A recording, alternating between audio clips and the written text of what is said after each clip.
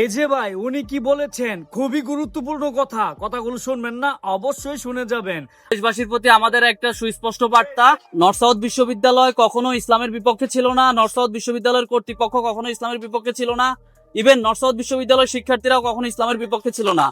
আমরা ইতিমধ্যে সামাজিক যোগাযোগ মাধ্যম, বিভিন্ন অনলাইন মাধ্যমে আমরা দেখতে পেয়েছি অনেকেই বাজেভাবে নর্থ সাউথকে ফ্রেমিং করছে যে নর্থ সাউথ বিশ্ববিদ্যালয় ইসলামের বিরুদ্ধে অবস্থান করছে।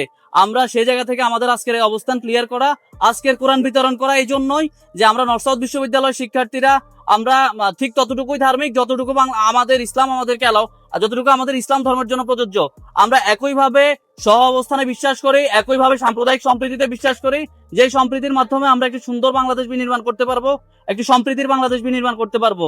দেশবাসীর উদ্দেশ্যে আমাদের একটাই বার্তা, নর্থ সাউথ বিশ্ববিদ্যালয় কখনোই ধর্ম অবমাননার পক্ষে নেই, বরঞ্চ নর্থ সাউথ বিশ্ববিদ্যালয় কর্তৃপক্ষ এবং নর্থ সাউথ বিশ্ববিদ্যালয়ের শিক্ষার্থীরা সাথে সাথে এই অপূর্ব পালের মতো কুলাঙ্গারদেরকে ক্যাম্পাস থেকে বহিষ্কার করা সহ প্রয়োজনীয় পদক্ষেপ গ্রহণ করেছে।